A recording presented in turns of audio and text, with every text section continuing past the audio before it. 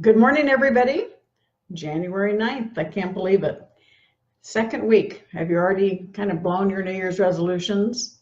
Well, today I want to talk about, the reality of your financial life, because we can talk about all kinds of glorious things, but I challenge you to make an assessment, do an assessment of the assets that you own today that generate money, income producing assets. Let's start there. Hi, Sherry. Thrilled that you're with me. I can't wait to see you this weekend. What are the assets that you own that generate money? And when we're looking at 2019, let's put our primary focus on creating, buying, or building new assets. Write a book, buy a rental property, create systems that work for your business, that work for you.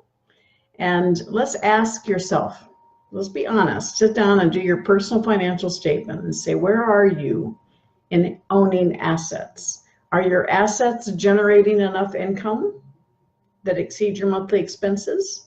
That's probably only the top 1-2% of Americans. So that's where the focus needs to be, because it doesn't matter where you live, what country, what your zip code is.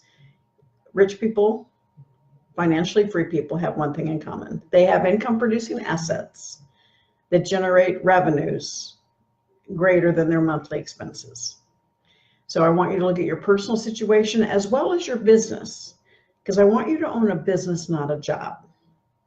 And January is a perfect time to start saying, what do I need to change this year so that when I look at January 1 next year, I have more assets. Writing a book, buying a rental property, investing more money in the stock market, but more importantly, focusing on your own business and building it so that it is something that can live beyond you by having other people's money, other people's time, other people's resources, and generating that opportunity. So intellectual property, we talk about patents. I mean, Sherry, you're on here. Sherry has patents, and those patents, when you can start licensing them to other people, generate revenue, gives you that competitive advantage. And so think about what you can do during this year of 2019, generating an online course, creating an online course that can be available 24/7 for people, that they can sign up and learn from you even while you're sleeping, because you put all the energy and effort into it up front, and then you build it so that the rewards continue coming into the future. We have a Think and Grow Rich for Women course. We have the essential components of a business course, and now we have the Play Big course. All of those, and part of the Play Big course is also a Master Your Money course. So all of those things gives you the opportunity to create assets that generate wealth. I've talked to you many times about Cherry Creek Lodge, our ranch that we bought. It's been almost 14 years now in May. And it was a lot more than what we were looking for. So when we bought it, we challenged each other. So, okay, well, we need to make this an asset. And so we went into the cattle business and we opened up the lodge as a guest ranch so that the property can generate revenue. And so walking the talk, everything we start something new, I want to see how we can generate revenue for it and create an asset out of it. Angela and I are now interviewing a couple of different people to take over our website. And part of it is understanding the end result of that website is how can it become a revenue generating machine. Hello, Matt. Welcome. Happy you're here. And Angela always is here. And oh, Sherry, you bought a ranch. Fantastic. I see a lot of my good girl friends from Texas are buying ranch properties. It's kind of fun. I'll have to come see yours and you guys come see ours. I'm actually preparing this week. On Saturday is my 65th birthday, and my girls from Austin are coming out to visit with me, and Kendrick Shope is also coming with them. So I'm excited to have Lisa and Melinda and Alex and Sherry and JB and Kendrick all flying in to celebrate with me. So it's going to be probably a crazy weekend. So I'm looking forward to that. Hello, John. Wonderful that you're with us. So ask yourself, income producing assets. The great, we can do all kinds of promises to ourselves, but at the end of the day, it's all about financial security and then financial freedom. And you achieve that only one way: assets. Assets that generate income for you. And so brass tacks, doesn't matter how you do it, if it's retirement funds or the stock market, or whether it's from owning businesses or investing in rental properties, creating intellectual property, all of those are ways to generate income producing assets. Pick one and focus on expanding it for 2019, because then you're focusing on assets, not income. When people focus on income, they want to get a second job. They want to work longer, harder, overtime. That's taking your time. That's not generating something that can work for you. That's generating work for you. So let's get something that works for you, not work that you have to do. Big difference.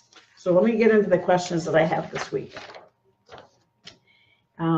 Focus on assets. Hi, Sharon. My name is Joel. I own a print shop that primarily serves local business owners. Our organization has the opportunity to take on a job that is bigger than we currently have capacity for. The job would require me to purchase new equipment, but I would be able to take on additional jobs that would ultimately make the purchase pay off, assuming I can secure additional jobs. I was trying to be creative about how I can make the investment worthwhile, and thought that one opportunity might be to take an overflow work from other print shops. I've done some initial research and think that there might be jobs available under those circumstances, but this would mean I'm relying on other companies being able to stay too busy in order to provide part of the income I need. What would you think of this strategy? Well, Joel, that's absolutely wonderful way to think, and you're doing the right research. I have a dear friend, a woman that I mentor, who has a business making golf head covers, and she had her equipment available overnight. So she let other women entrepreneurs use her equipment, and they were making purses and bags and other things. And then she went into the cushion business for outdoor furniture. Again, just looking at ways to leverage the investment that she made in the assets that she owns. And so that's similar to what you're talking about. So yeah, I absolutely think you should be thinking that way. The other thing is, in the interim, while you're researching that, maybe there's a print shop out there that can help you with your overflow until you have the opportunity to buy the equipment. Things change so fast in the printing world. When you're looking at buying the equipment, make sure it's not something that's going to be obsolete overnight. That's a huge issue in printing these days. But I think you're absolutely thinking along the right line. All of you that are out there that have equipment, it's a big investment. It's a big, maintenance, space. So when you have a business that requires equipment, it's really important to make sure that you get as much utilization of that equipment so that you can generate the revenue from that. And so definitely continue looking for other printers that you have that overflow. The other thing is not just printers, but Joel, I would recommend talking to some of the major corporations in your area. Maybe they are out looking, maybe they do competitive bidding for their printing, but maybe you could give them a long-term contract where you get to do all of their printing business, and that way they get a longer-term relationship and you get something that's going to help you keep your printing presses running. So think about that too. Employers or sports associations where they're constantly looking for someone to support them in their printing name. Advertising companies, PR companies that are always looking to support their clients. Ways for you to do it. Maybe you beat the competition by a few cents, and yet you get the long-term relationship. Again, it's this power of association. So good luck, Joel. Keep us posted on what you end up doing. Next question. My name is Franklin. I'm currently employed and have built into my budget to put funds aside to invest with an interest in stock trading. I've done several trainings on the topic and have successfully made money in a paper trading account. I don't know anyone else that does short-term trading. I've basically learned everything I know with online trainings and a few live courses. Do you recommend that I find someone to work with directly that has more experience before I start trading live? In your experience, is stock trading a viable way to generate income, which I would use to invest in other assets? Well, Franklin, there are a lot of people, basically what you're doing is day trading, and that is ordinary income and short-term capital gains. And what's worse is it's short-term capital losses. So you need to make sure you really understand the impact to you on the tax side, on the income side. There are a lot of very successful day traders, and it sounds like you've really put some time and energy into doing this. And by doing paper trading, it's also what I recommend people do when they want to get into that. You know, day trading is a job. It's not really an asset. The underlying stocks that you own are assets, but they are really, you're relying on their short swings up and down in value to generate that income to you. And so, as opposed to maybe if you have a long-term held stock that generates a dividend, okay, that's an income producing asset. You are basing your income based on the fluctuation, the valuation of that stock. And you only make money or lose money when you actually take action, which means you're doing it yourself. And so it's really a job. And a lot of people make a lot of money day trading. So definitely look at, if you don't feel confident in doing it yourself, then start with very small steps. When you ask me if you should work with someone, I'm not, you know, obviously there are a lot of people out there that still charge for training. The best training is actually doing it. So your paper trading is good, continue that. And then don't risk a lot of money. Don't risk money that you need to eat. All right, but start small, gain that experience, and continue taking classes that help you get to the next level. But get in there and start, if it's an enjoyment for you and you want to do, but that's not really building assets. That's just taking your time in a job. Day trading is like your own personal job. It's like a hobby for a lot of people, and there's nothing wrong with it. And I see that, you know, your goal is to generate income that you can use to invest in other assets. And so a lot of people are very successful at that. But make sure you don't invest money you can't afford to lose, because a lot of people get themselves into a lot of trouble. They end up using margin accounts and end up with a lot of bad debt. So make sure you're being prudent and smart, and make sure when I talk about, you know, high emotion, low intelligence, that really is a huge issue for a lot of people that are in the stock market. And so successful day traders know how to follow a formula and keep that emotion low and intelligence high. So make sure you pay attention to how your emotions and how you're reacting in your day trading. Next question. This is Jennifer from Vancouver. I currently own properties in the US, and I'm looking to make new international investments. I've set up separate entities to hold each of my current properties, and I'm wondering if I need to do the same in other countries where I wish to own investments. I know that the laws will be different in each country where I choose to invest. Have you held property or assets on foreign soil, and did you set up separate entity structure for these assets? Well, the answer is yes, yes, and yes. I have held property in foreign countries, and I always said them, they were always in separate accounts, because remember when you do your 1040, and I haven't looked at the 2018 with the new revised form, but until this year, and I'm sure it's probably there's a question that says, do you have control over any foreign bank accounts? And so you end up checking yes. It doesn't mean you shouldn't do it, but know that that may put you a little higher up on the audit side of things. But investing property, there are laws. For instance, one of my wonderful clients is the top real estate agent in Barbados. And if you're at all interested in Barbados, she can help you. The country has specific opportunities that help international investors come in and help you get better tax rates, better property rates.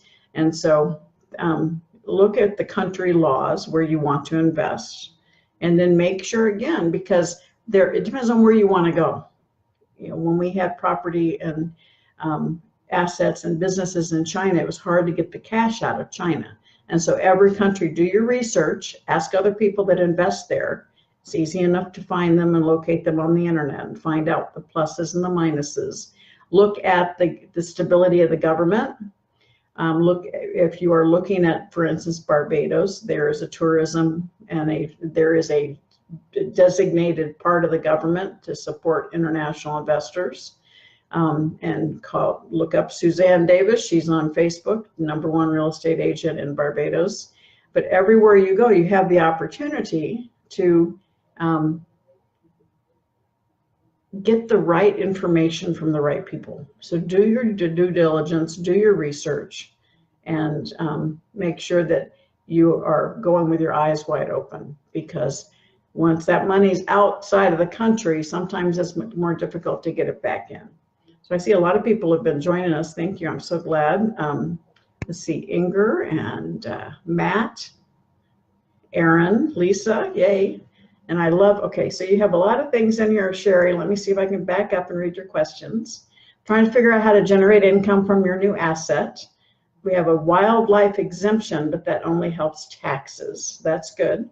Well, let's talk about that this weekend, Sherry, because I'm not sure how big your ranch is.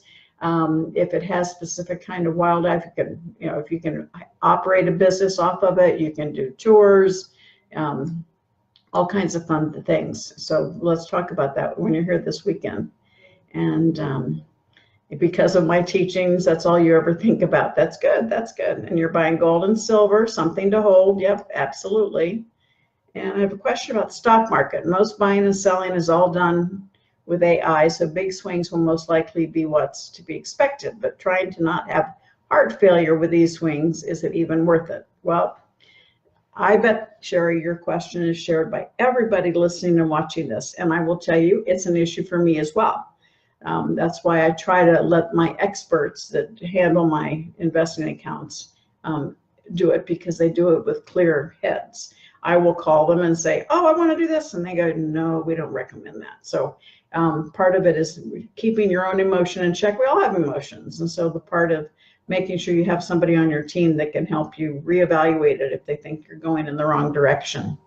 But ask yourself, and you're right, the big swings in the market, because there's so much automatic trading that happens through the AI computers and large companies. It's like when Apple does something, it impacts the whole market. And so those are kinds of issues to pay attention to.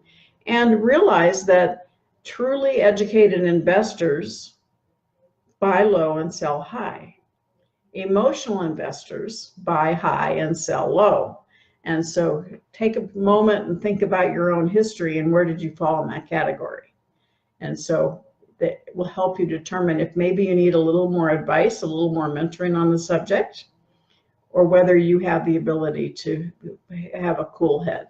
And for instance, when we talk about Joel, right, in the education that he's had, he's probably learned how to read the graphs, and those graphs, understanding double bumps and double, dips.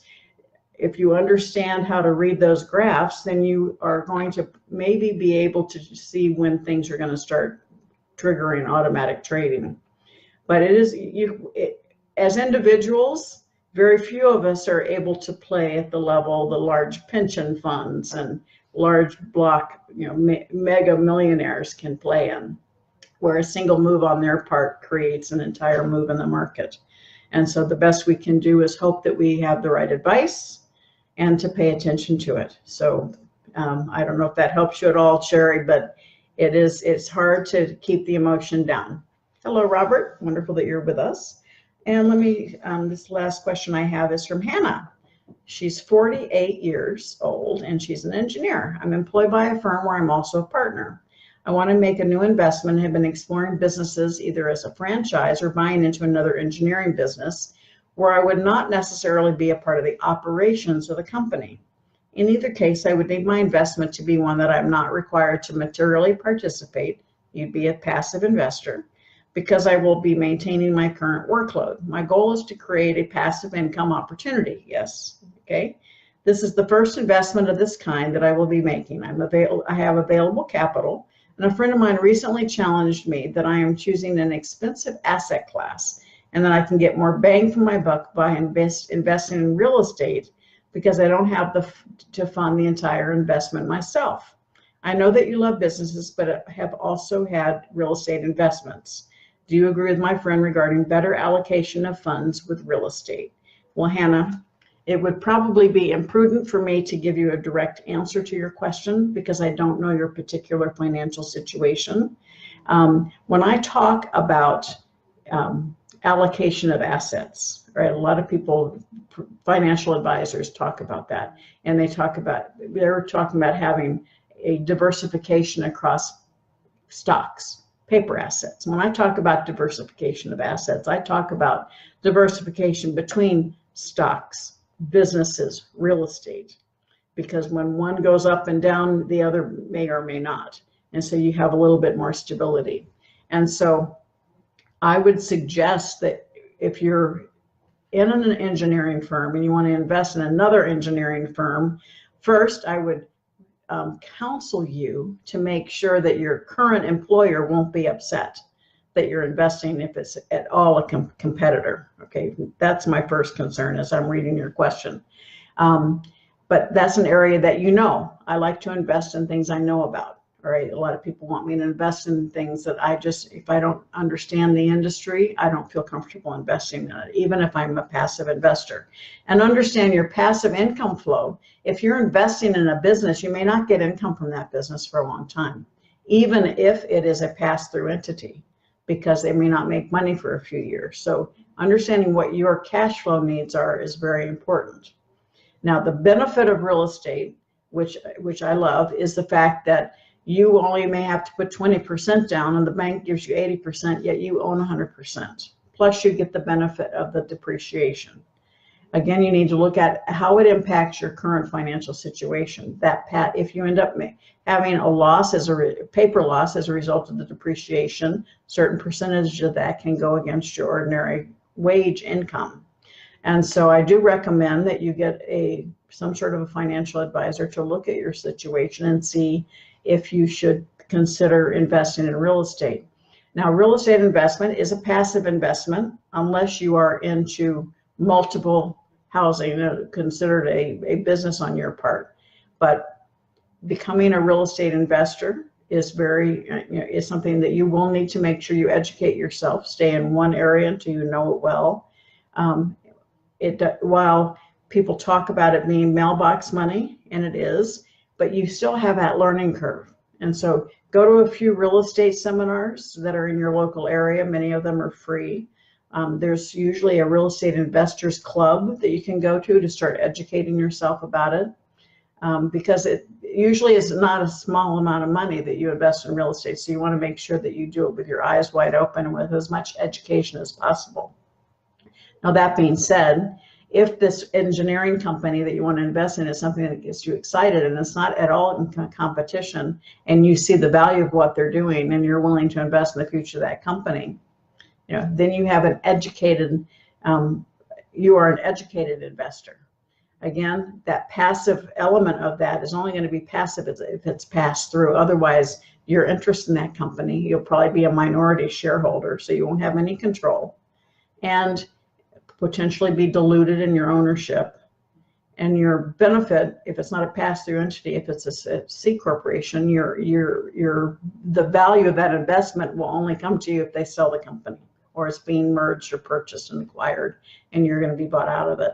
So understanding what your personal goals are is very important, and making sure that whatever decision you make is in alignment with your personal financial plan, because no one knows that but you, because your plan, somebody else could look just like you financially, but have different goals. Maybe they're a lot older, so they're a lot more conservative. Maybe they're a lot younger and therefore risk takers. And so you need to have someone that you can look in the eye and tell them what your goal is, what your plans are, and what you want for the future for yourself and for your family, and whether or not you want that cash flow. So as Mike and I are getting older, our investment strategies are changing. because we are not looking at the long term as much as we are what's cash flow as we, you know, approach our older ages. As I say, you know, this Saturday, this is kind of a really strange week for me because I, you know, 65 is just plain old, and I turned 65 on Saturday, and it's really bugging me. I've never been bothered by a birthday before. I think it has to do with all this Medicare, Social Security crap I have to talk about. But it's interesting because it's made me sit back and say, okay, you know, what do we want the last quarter, the last chapter of our life to look like? And it's time, you know, I want everyone, those of you that are out there that are in your 30s and 40s, you know, think about, don't you want to be in a position where you have choices when you're my age? I want you to have choices when you're my age.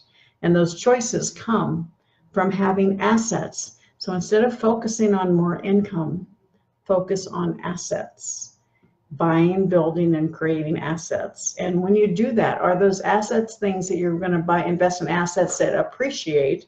So maybe there's not an income flow from them yet, or do you need assets that generate revenue for you? So one of the things that I've shared with young parents, having young children, and they want to start setting up, you know, a savings account for their children. I said, well, you might want to even consider investing in a rental property. You invest in a rental property when the children are young. By the time they're ready to go to college at 18, if you have 15-year mortgage, that property has been paid off. And now that revenue generating from that property can be used to help support that child through college. So there's all kinds of different ways to look at ways to invest for the future. Cash flow, increase in value, long-term, short-term. Day trading is definitely short-term and is more of a job than investing in assets. Long-term assets can be very, very passive, like putting money in the stock market and praying, or taking the time to learn about real estate, becoming a real estate investor, or really rolling up your sleeves and creating a business. But creating a business that is a business, not a job. So many people that I work with have jobs. They've created a business, they're business owners, but they haven't created the systems, and that's what we're working on, to create those systems that make that business an asset. Because that asset is what's going to give you something that's scalable and saleable, sustainable and saleable. And that's what we want to help you. So Megan, you just joined us. Fantastic. And Tracy, happy to have you here. So I want all of you to think where you are today. Be honest with yourself. This is not a test. It's a test for you to look in the mirror and say, okay, let's line up what I may have right now that are income producing assets. And what can I do in 2019? What can I do in 2019 to increase the number of assets? Buy, build, or create assets. Instead of focusing on income, focus on your assets. And so I look forward to seeing my girls from Austin this weekend coming in, and Mike's throwing me a party Friday night here at the house, so we'll have fun. And then on Saturday night, the girls and I were going to go to see the Temptations and the Four Tops here in Phoenix. So I'm excited. And we're going to go to Barrett Jackson Car Auction. So we're going to have a wonderful weekend, and I can't wait to see everybody. And I wish you guys a fantastic week, and thank you for all your lovely happy birthday wishes. Thank you for being with me today, and please share this with everyone, because we want to continue building and the people that are wanting to play big together. If you've not been part of the Play Big movement, please join that private Facebook group. I do a Facebook Live every Thursday morning, 10 o'clock my time, noon Eastern. So please join us tomorrow morning, and we will continue kicking off 2019 with focusing on things that matter. All right. Love you all.